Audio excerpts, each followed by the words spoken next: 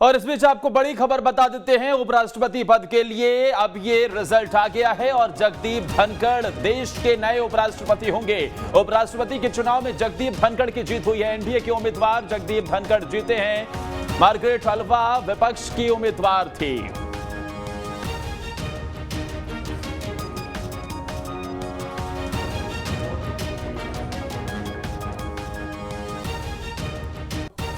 NDA के उम्मीदवार जगदीप धनखड़ ने जीत हासिल की है। इस उपराष्ट्रपति पद के इलेक्शन में जगदीप धनखड़ जीते हैं, तो मार्गरेट हलवा विपक्ष के जो उम्मीदवार थे उन्हें हार का सामना करना पड़ा है। हालांकि नंबर गेम के हिसाब से देखा जाए तो वो नंबर गेम पहले से ही उनके पक्ष में था, लेकिन उसके बाद जब विपक्ष की तरफ से उम्मीदवार घोषित किया गया मार्गरेट हलवा, जिन्हें इस मैदान में उतारा गया। हालांकि अब जगदीप धनखड़ पश्चिम बंगाल के पूर्व राज्यपाल, वो देश के नए उपराष्ट्रपति होंगे। जगदीप धनखड़ उपराष्ट्रपति पद के लिए जो वोटिंग हुई उसमें उन्होंने जीत हासिल की। एनडीए के उम्मीदवार जगदीप धनखड़ जीते हैं और इसी के साथ ही अब जगदीप धनखड़ देश के अगले उपराष्ट्रपति होंगे। एम वेंकैया नायडू जो कि मौजूदा वक्त में देश के उपराष्ट्रपति हैं, उनका कार्यकाल खत्म हो रहा है और इसी के साथ ही देश के नए उपराष्ट्रपति अब जगदीप धनखड़ होंगे। मार्गरेट हलवा जो कि विपक्ष की उम्मीदवार थी, उन्हें हार का सामना करना पड़ा है और इन सब के बीच जगदीप धनखड़ की अगर बात की जाए, पश्चिम बंगाल के पूर्व राज्यपाल, उनके पक्ष में 528 वोट पड़े हैं, क्योंकि ये पहले से ही करीब करीब तय था कि नंबर गेम के लिहाज से देखा जाए तो वो एनडीए के उम्मीदवार जगदीप धनखड़ के पक्ष में ही जाते दिख रहे थे। लेकिन इन सब के बीच जब उपराष्ट्रपति के चुनाव में विपक्ष की तरफ से उम्मीदवार उतारने का फैसला किया गया, उसके बाद यह मुकाबला कहीं ना कहीं थोड़ा दिलचस्प जरूर होता हुआ नजर आया। लेकिन अब जगदीप धनखड़ देश के नए उपराष्ट्रपति होंगे। जगदीप धनखड़ पश्चिम बंगाल के पूर्व राज्यपाल, और हमने देखा किस तरीके से वो हर मुद्दे पर मुखर होकर अपनी बात को रखते रहे। पश्चिम बंगाल में कई बार ऐसी भी स्थिति नजर आई जब राज्यपाल और मुख्यमंत्री के बीच में कहीं ना कहीं ये देखने को मिला कि कई मुद्दों को लेकर एक सामान्य स्थिति नजर नहीं आई। लेकिन एनडीए के उपराष्ट्रपति पद के उम्मीदवार जगदीप धनखड़ ने जीत हासिल की है। राजस्थान से वो आते हैं और एक बड़ा दांव उपराष्ट्रपति के चुनाव में जगदीप धनखड़ के नाम के साथ ही एनडीए ने चला था और इसी में अब जीत हासिल होते हुए एनडीए के उम्मीदवार जगदीप धनखड़ को ये ऐलान हो गया है कि वही देश के अगले उपराष्ट्रपति होंगे। तमाम विपक्षी दलों ने भी कहीं ना कहीं समर्थन करते हुए उसमें नजर आए, फिर चाहे बात बीएसपी की हो, बहुजन समाज पार्टी ने खुद मायावती ने इस बात का ऐलान किया कि वो समर्थन उपराष्ट्रपति पद के लिए भी करते हुए नजर आएंगे। और इसी के साथ ही जगदीप धनखड़ अब देश के अगले उपराष्ट्रपति होंगे। मौजूदा वक्त में एम वेंकैया नायडू जो कि देश के उपराष्ट्रपति हैं, उनका कार्यकाल खत्म हो रहा है और ऐसे में अब देश के नए उपराष्ट्रपति जगदीप धनखड़ होंगे। उपराष्ट्रपति के चुनाव में जगदीप धनखड़ की जीत हुई है। जगदीप धनखड़ को 528 वोट मिले तो मार्गरेट हलवा को मात्र 182 वोट मिले हैं। तृणमूल कांग्रेस की तरफ से भी इसमें गैर हाजिरी दिखाई गई। हालांकि यह खबर जरूर है कि वहां पर कुछ सांसदों ने वोट जरूर डाले हैं, लेकिन इन सब के बीच में जगदीप धनखड़ अब देश के उपराष्ट्रपति होंगे। एनडीए के उम्मीदवार जगदीप धनखड़ ने जीत हासिल की है और आपको यह बता दें कि जगदीप धनखड़ अब देश के नए उपराष्ट्रपति होंगे। ये जीत उन्होंने हासिल की है। इससे पहले जगदीप धनखड़ हमने देखा कि वो 11 अकबर रोड स्थित संसदीय कार्य मंत्री प्रहलाद जोशी के आवास पर भी पहुंचे और अब ये रिजल्ट का ऐलान हो गया है। जगदीप धनखड़ देश के अगले उपराष्ट्रपति होंगे। ये बड़ी खबर हम आपको बता रहे हैं। मार्गरेट हलवा और साथ ही जगदीप धनखड़ दोनों के बीच में ये मुकाबला था और इसमें सिर्फ और सिर्फ विपक्ष के उम्मीदवार मार्गरेट हलवा को 182 वोट मिले हैं। तो वहीं पर अगर बात की जाए जगदीप धनखड़ की तो 528 वोट उपराष्ट्रपति चुनाव में जगदीप धनखड़ को मिले हैं। इससे पहले प्रहलाद जोशी जो कि संसदीय कार्य मंत्री है, उनके आवास पर भी जगदीप धनखड़ पहुंचे थे। 5 बजे तक ये वोटिंग हुई, उसके बाद मतगणना शुरू हुई, जिसमें उपराष्ट्रपति चुनाव में इस बार 725 सांसदों ने मतदान किया। शाम 6 बजे से ये मतगणना शुरू हुई और इसमें आपको ये बता दें कि अब जो रिजल्ट निकलकर सामने आया है उसमें 528 वोट जगदीप धनखड़ को मिले हैं।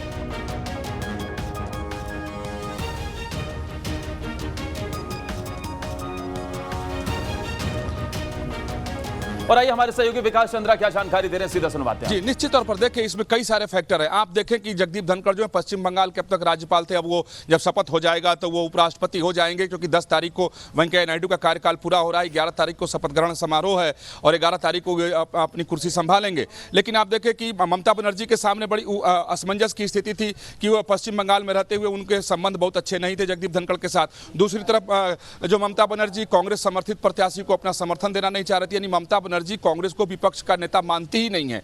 तो ममता बनर्जी इस पूरे चुनावी प्रक्रिया धनखड़ को वोट कर नहीं सकती थी, मार्गरेट अल्वा को समर्थन वो दे नहीं सकती थी, क्योंकि मार्गरेट अल्वा को समर्थन देने का मतलब होता कि वो कांग्रेस के नेतृत्व को स्वीकार रही हैं। तो इसलिए उन्होंने पूरी इस प्रक्रिया से ही अपने को बाहर कर लिया। लेकिन दूसरे दलों पर बहुत ज्यादा नैतिक दबाव यह बन गया कि जो लोग किसान की बात करते हैं, किसान राजनीति की बात करते हैं, जब किसान आंदोलन चल रहा था तो सभी लोग किसानों की बात कर रहे थे।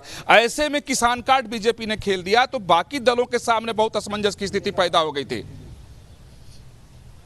तो जाहिर सी बात है जिस तरीके से ये एक बड़ा दांव खेला गया और उसके बाद अब जो जीत हासिल होते हुए नजर आई।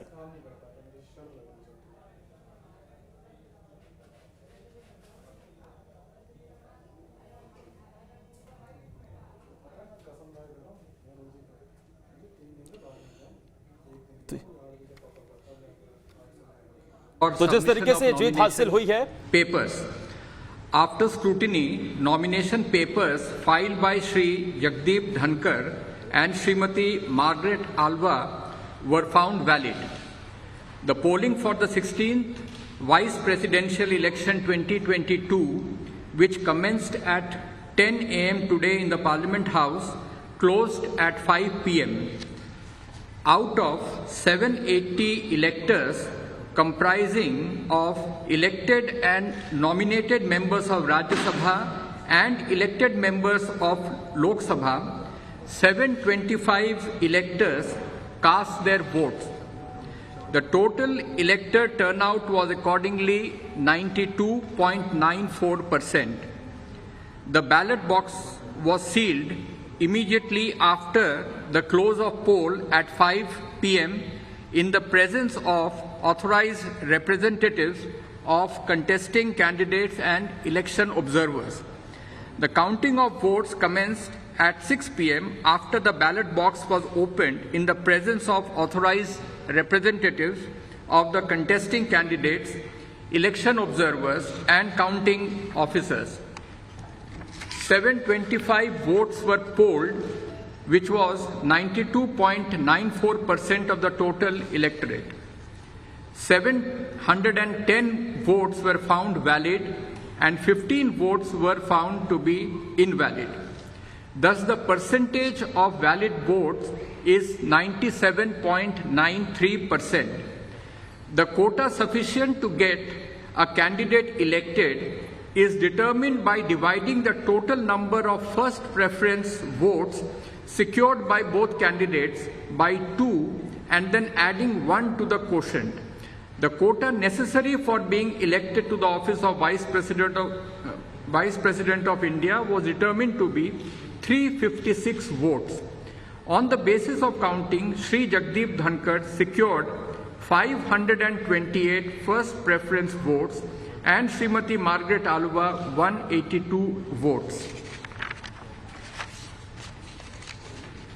Therefore, in pursuance of the provisions contained in Section 11 of the Presidential and Vice Presidential Elections Act 31 of 1952, read with Rule 35 of the Presidential and Vice Presidential Election Rules 1974, I, Utpal Kumar Singh, the Returning Officer for the Vice Presidential Election 2022, hereby declare that Shri Jagdeep Dhankar, Raj Bhavan, Ward 45, Hare Street, Kolkata 700001, has been duly elected to the office of Vice President of India.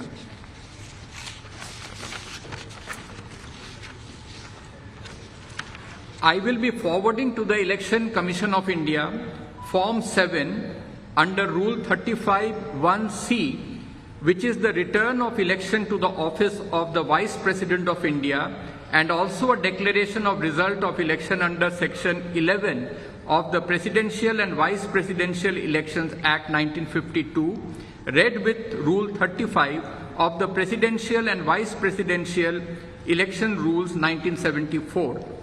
Election Commission of India would then prepare the certification of the election of Shri Jagdeep Dhankar as the Vice President of India, jointly signed by the Chief Election Commissioner of India, Shri Rajiv Kumar, and Election Commissioner, Shri Anup Chandra Pandey.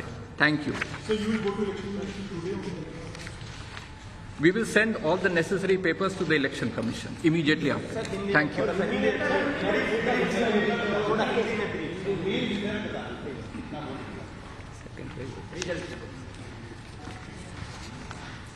जैसा कि आप सभी को ज्ञात है कि 5 जुलाई 2022 को